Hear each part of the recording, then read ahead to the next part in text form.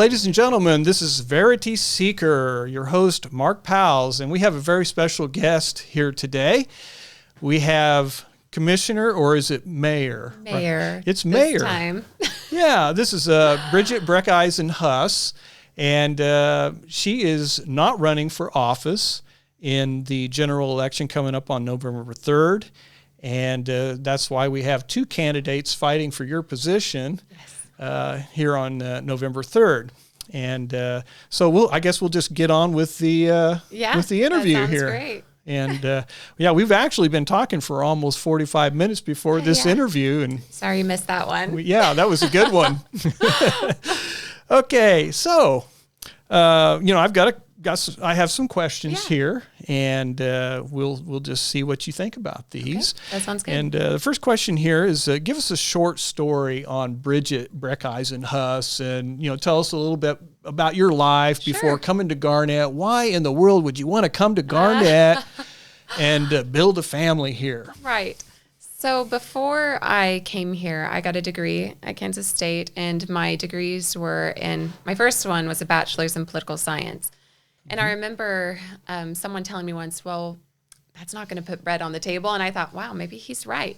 And so I went for a master's degree in public administration because I figured that, that had some practical application and I'd probably be able to find a job. Mm-hmm. I had done some internships with the state legislature, and I had done an internship with the Riley County Planning Department. And at the time, I felt like a good way to affect positive change would be behind the scenes, not necessarily running for election, but helping in an administrative capacity with a department of some sort. Mm-hmm. Because I thought, well, maybe I had taken an administrative class, and I thought maybe that's the place where you can really affect change, which took me to Texas, where I was working for the Department of Housing and Urban Development.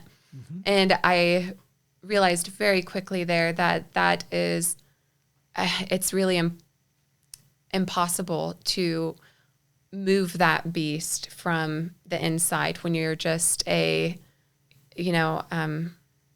very small person on the totem pole there. I mean, I think that we did some very positive things while I was working there, as far as actually my favorite thing was a rotation to a homeless shelter, which was actually a rotation that took me outside of the federal government. And that's where I felt like I enjoyed my job the most, was when I was helping people directly. And I think that by and large, I realized that I wanted to do something where I could be helping people and see how to help people. Mm-hmm.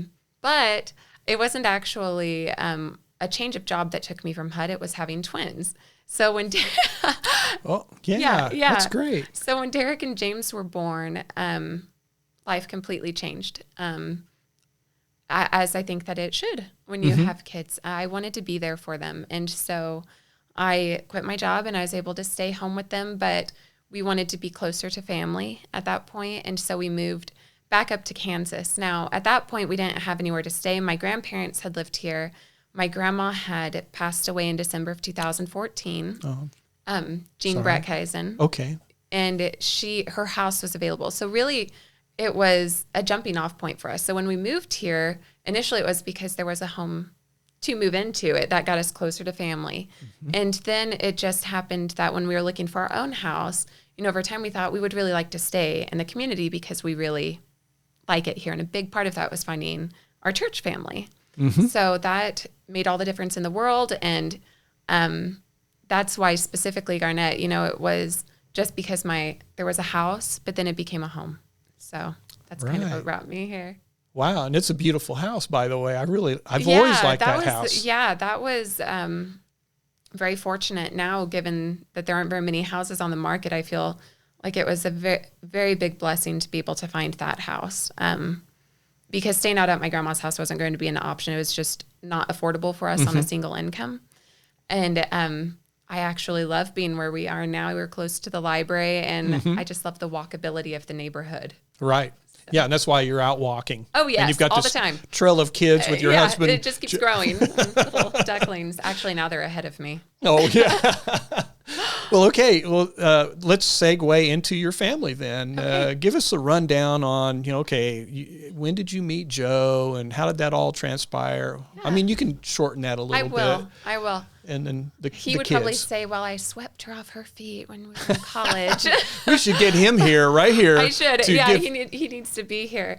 We met in college, actually. When I was working on my master's degree, we had 3 classes together, and I was actually the one to initiate the conversation, not in any I hate to say not in any interest, but I knew he was in 3 of my classes, and I thought it might be good to get to know him. So if ever I miss, I can talk to him about what I've missed, purely flirting. It's very practical. Like, I need to know him so I can get his notes if I ever miss. Right. But then that conversation was very, very long in the hallway, and we just kept talking after that. Maybe he was the one that started flirting after you. Yeah, I think so. Okay, he is to blame. Yeah, it's not your fault. I don't know.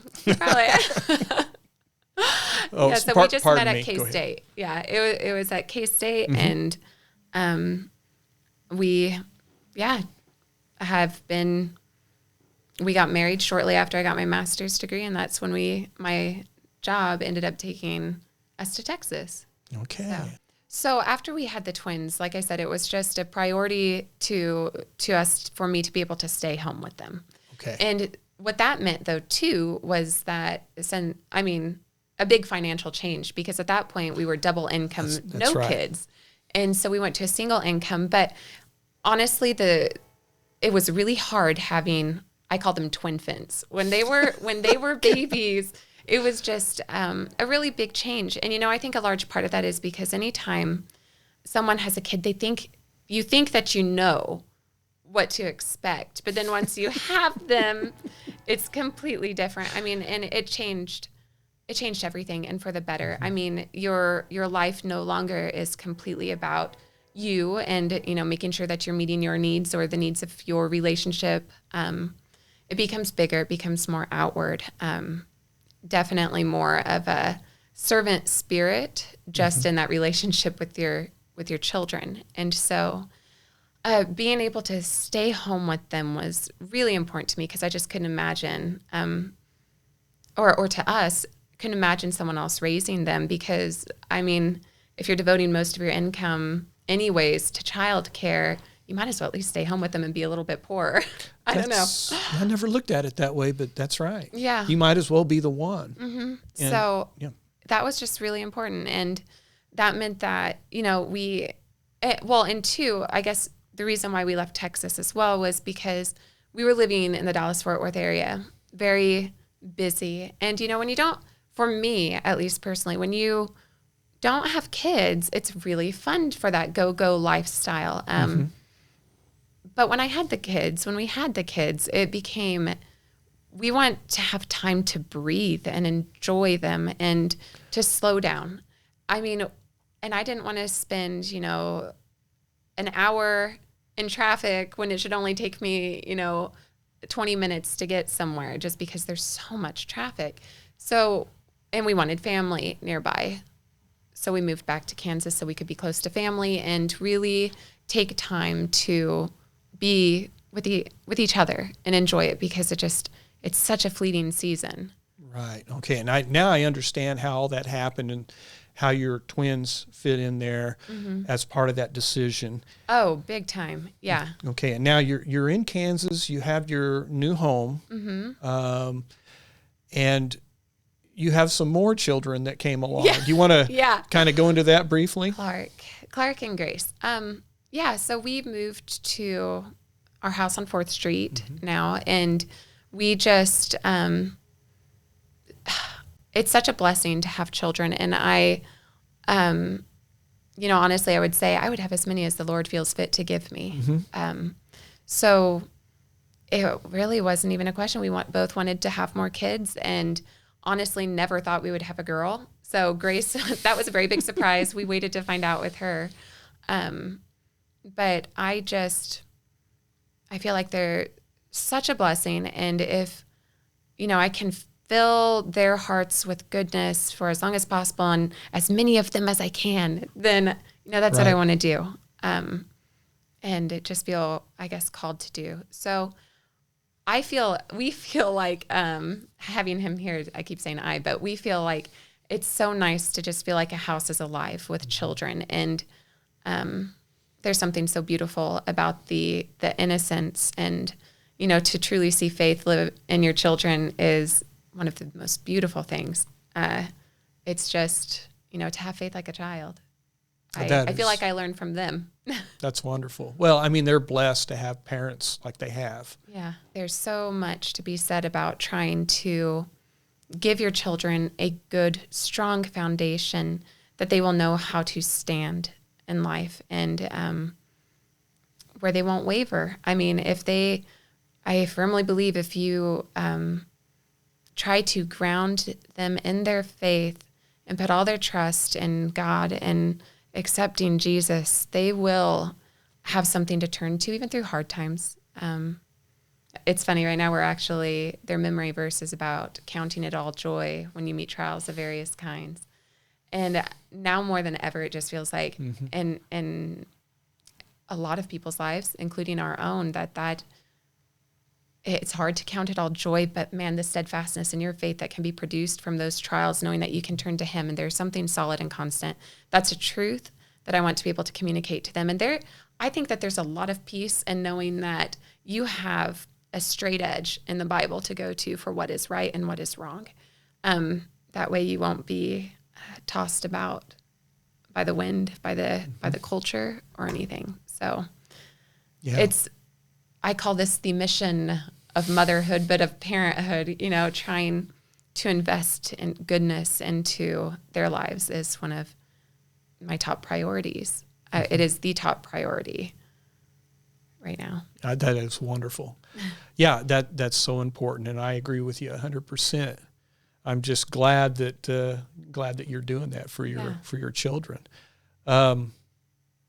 So I'm going to go on to the next one. Okay. We know everything about you. Yeah. And now we're going to... some. We're just... Yes. Yeah, I think we're actually... That's an easy subject to talk about. I could talk about me. Exactly. What we do in the day-to-day. Bring the children into it, the family, and you could go for an hour, right? Yeah.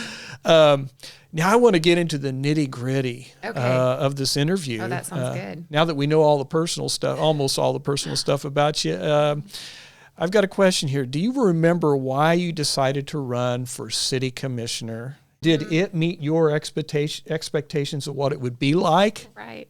Let me put it that way. I think that I tend to... Okay, let me start with the first half of that question. Mm-hmm.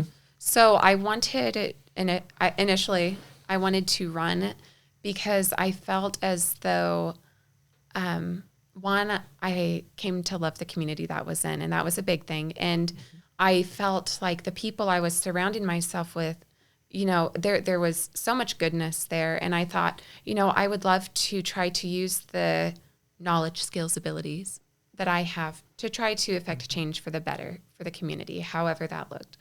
And so I ran, and I didn't even think that it was possible. I kept telling Joe, my husband, I kept telling him, a lot of people don't know me. I mean, they might know the Brecheisen name, but they don't know me. Why would they vote for me? So I was very surprised whenever I actually did win the election. Because I had prepared myself in case I didn't not to be disappointed. But trusting, that would be for the best, however it worked out. So once I actually came into the position, it's kind of like before you have children, you think you know what it's going to be like, and then there's what it actually is. So I'm an idealist just by nature. I, like to dream big, and I love to think positive. I'm ever hopeful for things. Mm-hmm. And I still am. And I just... It was harder than I had anticipated, just in the sense I knew there's the head knowledge of knowing that you're not going to make everyone happy when you're in that position, because there are always going to be people for or against certain issues. I just don't think that I was fully expecting the animosity at times. And It's not as that I think that anytime you're in a position like that, it's just to be expected that you will feel that. But, living here and only having really positive interactions with people, and in person, I still feel like a lot of the majority, all of my interactions are really positive with people. Mm-hmm. So it's not until you start hearing things, whether it's on social media or the phone forum, that you really think, wow, I did not see that coming. I was not prepared for that. So I don't know. I think that I knew what to expect, but there's a difference between knowing what to expect and actually living it out. Right. I don't think anyone can be prepared for that part. Right. How can you prepare? Mm-hmm. It almost feels like a second life that you're living. When you're walking down the street and you just, and I'm like, I don't have the mayor or city commissioner hat on. Mm-hmm. And yet you can, with certain people, whenever you meet them, you can't help but wonder, I wonder if they know me from like how the phone form says I am, or if they listen to the meetings, or exactly. Maybe they know me from my grandparents. I don't know. There's just always kind of that question mark, like, how will I be perceived just based on my name? Exactly. Yeah. And you find out one way or another. Mm-hmm. Yeah, very, very quickly. Okay. Well, how have you been able to manage all this drama and the work involved in being a city commissioner or city mayor, while maintaining a successful marriage and family? Praying a lot, finding strength through God and through my church family. Like I said, it was, at times it would feel like you're living two different lives, one in which you are the pariah, and then the others at certain times, not all the time, but certain times. And then the other where you feel so accepted and so loved, and you just feel bathed in the love of Christ. A very big difference. And there were times where I thought, if I hadn't run at all, I would never feel, anything like a pariah of any sort. But I still just so strongly believe that if you have people in positions who are coming to it to try to affect change for the good, who try to keep to the straight edge of what you should, whether it's obviously using the Constitution, and for me, big one was the Bible to try to guide interactions. Then I just felt like I knew that I had a purpose, even if it was hard. So my support has always been my church family and my family. I don't, obviously, locally, my parents live in Parsons, big support too, but locally, for people who are here on a day-to-day, it's just, the church is what pulls me through everything. Yeah, I find that interesting.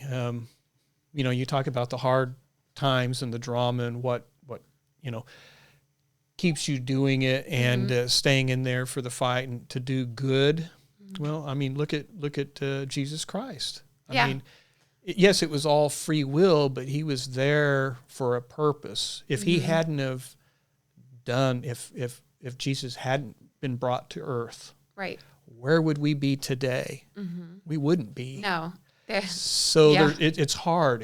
And he ultimately was sacrificed. He was killed by the very people he was trying to help. Right. So when you're in public service, it's a tough life. Right. Yeah. And it definitely can be. That's why I think that just in general, people have to try to have their strength in something, in God, something that is bigger than themselves, because if your only hope is in yourself and in what you believe, then that's just not enough. And the arrows will take you down. They will. I can't help but think it would be very depressing if I did not have that hope. And, Joe obviously has been a very big support through it all, just being able to work through things between him and my parents, especially in meetings that were harder, just being able to talk about it Yeah, you have to it's vent. good. Yes, it's good to have those Poor guy. moments, and I know.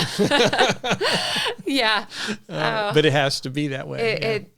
It's good. I think that it's better to be able to do that and speak to people who you know you can trust and rely on, so that I don't know, you feel like you're strong enough to be able to continue. Okay. Well, here's another one. These questions are going to get harder and harder. That's okay. Okay. While serving as commissioner, what do you believe the proper role of city government is? Well, government in general. What is the proper role of it from your viewpoint?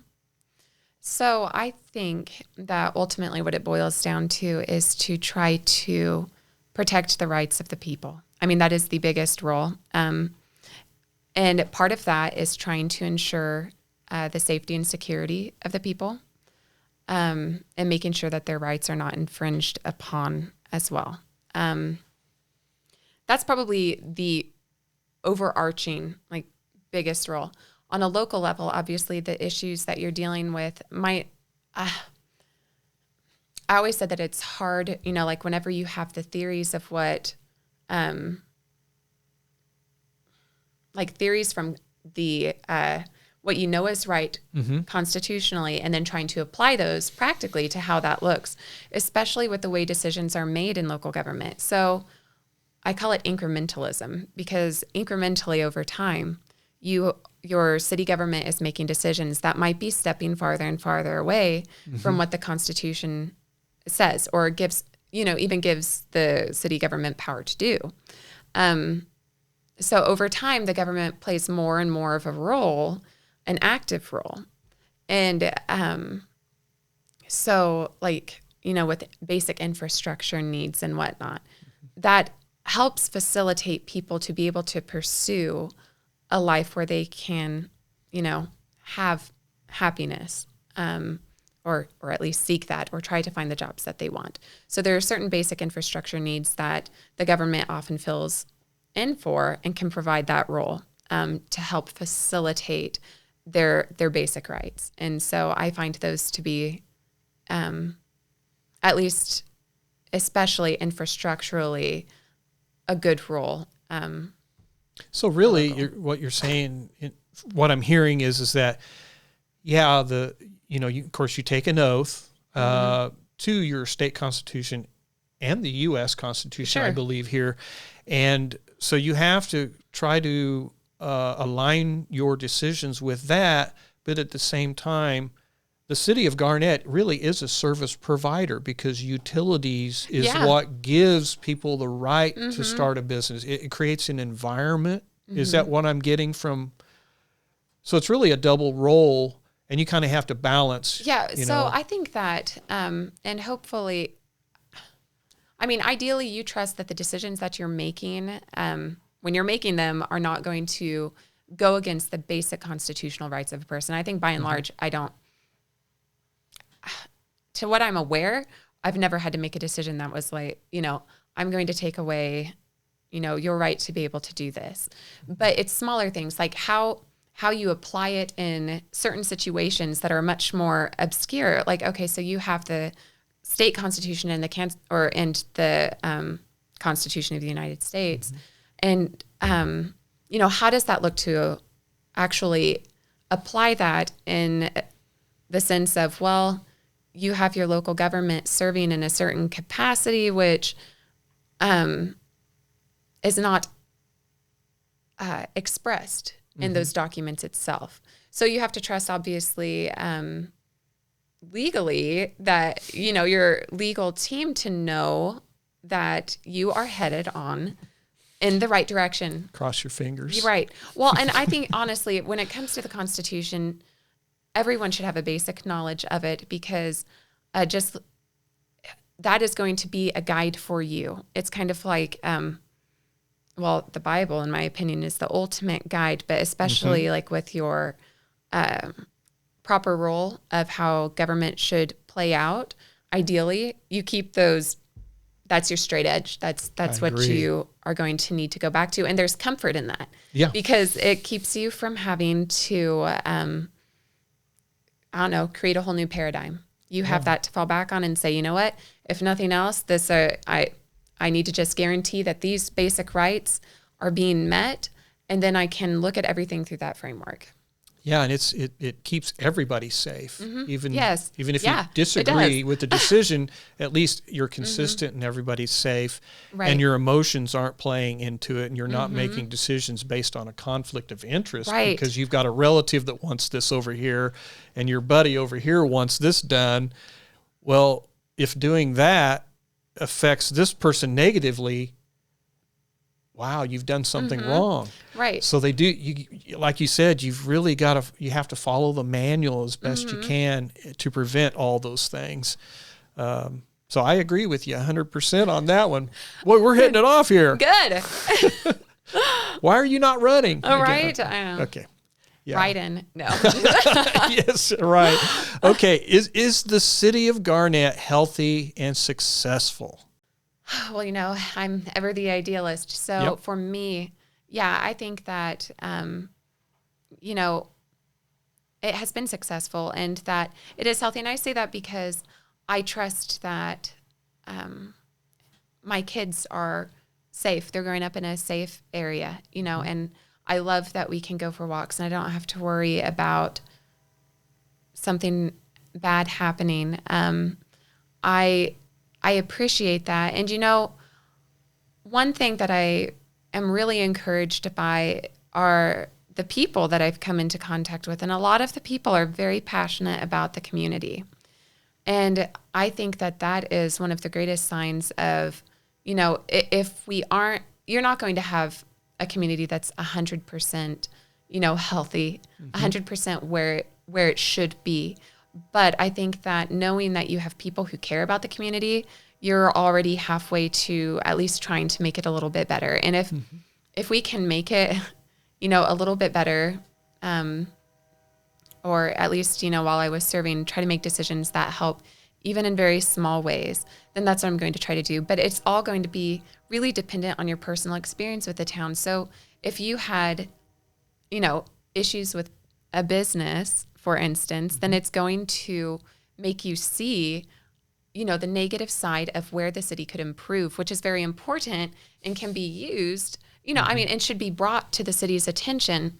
I think that the issue becomes whether or not people are actually communicating frustrations that they have, whether it's business, whether it's safety related or anything. Just participation in general is very low. Though people love being here, it's much easier to talk about problems amongst each other than to try to be proactive and address it. So from my perspective, just, in the community that I am in, I love it.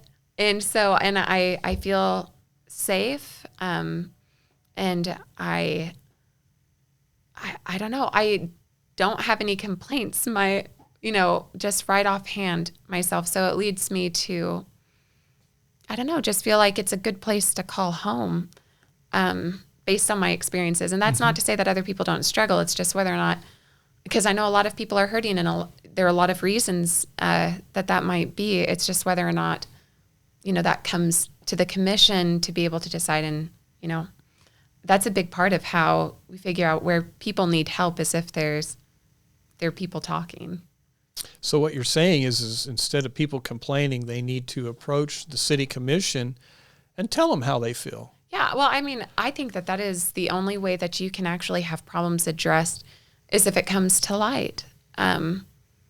If it stays in the darkness, you just don't know. I think everyone knows how I feel about it. Oh yeah. Oh yeah.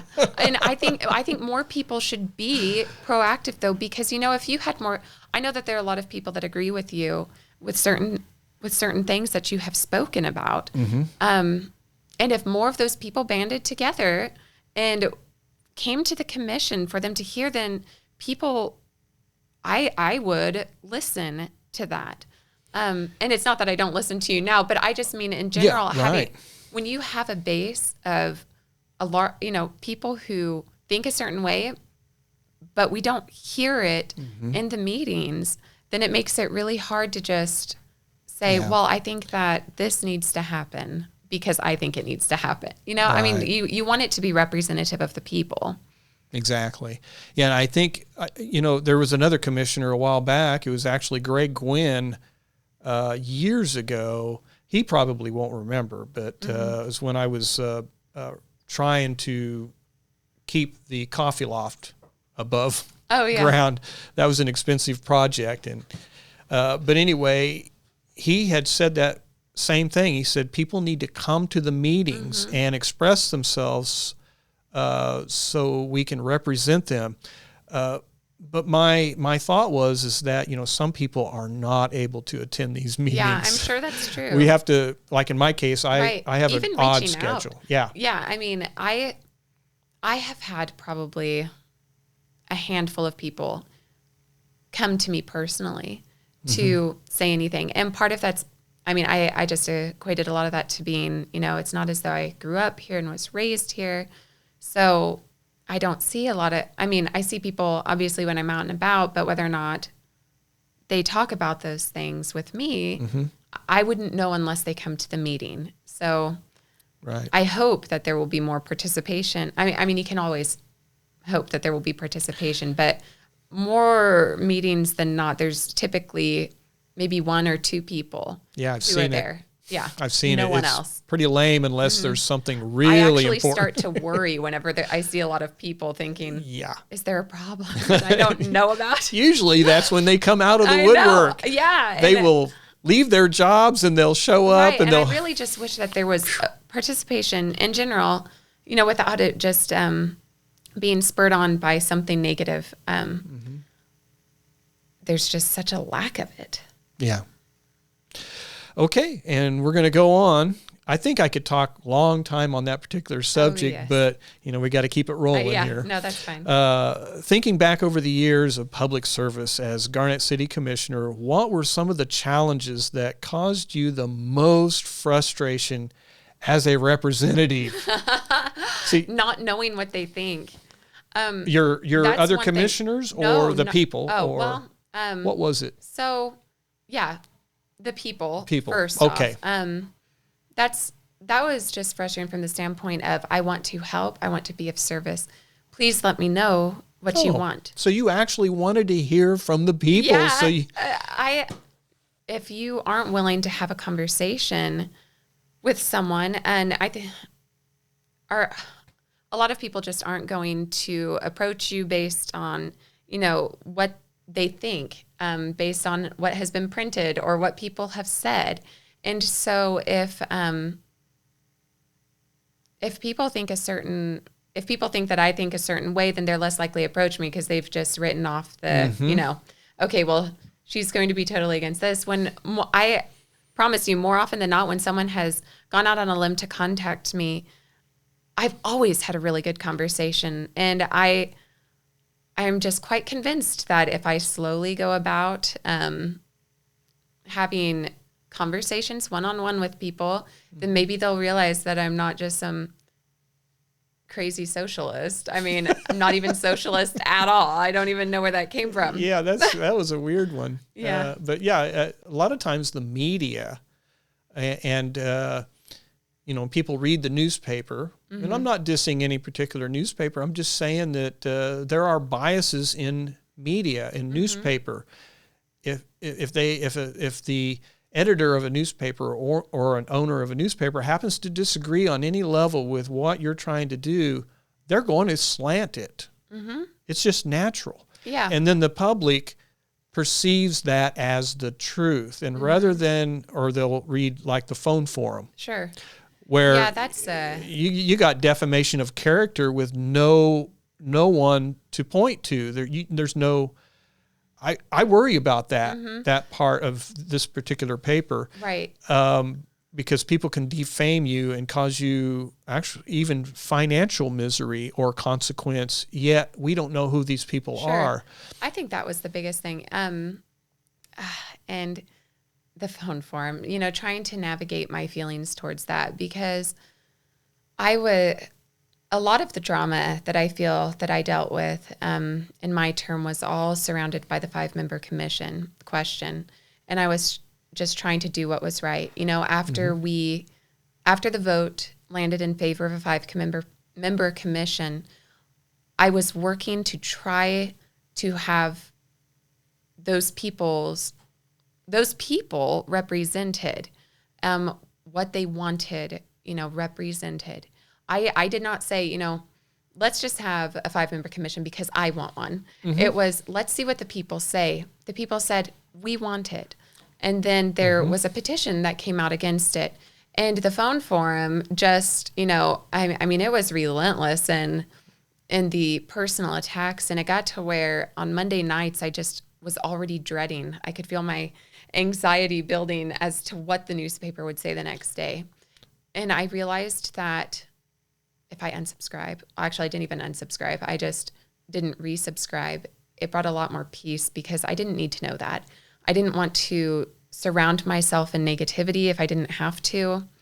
If people wanted to approach me and, with an issue, then I've always been more than willing to talk to people, but I just had to cut it out because it was affecting my attitude the day before, not even knowing if there'd be anything that was going to be said. And it's like these phantom people out there who get to say whatever they want about you. Yeah, I think it's harder too, since apparently an exception can be made with names if you are in a public office. And I thought, okay. Yeah, I know how that feels. Yeah, and I thought, okay, well, that's good. I don't really that's care. Great. Thank you. Yeah. Yeah, it's bad. And I only say that because I think it encourages people to to say things that are just very hateful. And I don't see how that's how that is beneficial to a town. Yeah, it's not healthy. It's one of those things that's not bringing health. It's just hurtful. Yeah. I mean, and it doesn't, I even felt sorry for people who were being attacked, and it didn't say their name, but it was very specific about location. Well, with me, they say my name, first and last name. Oh, yeah. They did that a while back. I didn't even know they were. I didn't think they could. Well, I'm glad that. Yeah. Well, I didn't think they could either, but it doesn't make any difference. Well, I thought true. it was funny. I just, because it doesn't bother me. These people think it bothers you. Yeah, it bothers. We'll see. And I know that people are going to say stuff, but it was just whether or not I wanted to actually know. Right. I mean, hear it constantly. I think it was harder too because I felt as though what was happening and people's perceptions was just totally being misconstrued. Yeah. I mean, when you're fighting, when you're trying to do what is right, what the voters have said that they wanted, just to constantly be torn down, by the paper and everything, I thought, it's not worth facing that battle. I'm going to continue to try to do what is right, even if that means I don't have to read the paper for a little while. So just remember that you did the right things. You always tried. Obviously, you knew something about the Constitution. You knew what you were there for, and we could always depend on you doing the right thing, even if it hurt you. And you had a lot to fight against. And my reminder is that you're in good company. Yeah. Your Lord and Savior got the same kind of punishment for telling the truth. Yeah. Yes, it was worse, but yeah, it's the right thing. It's worth it. Yeah, it was. I just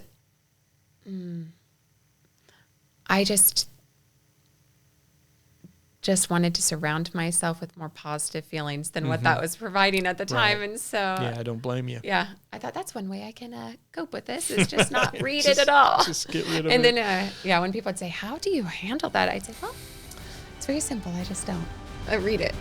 I don't want to know. I definitely understand that.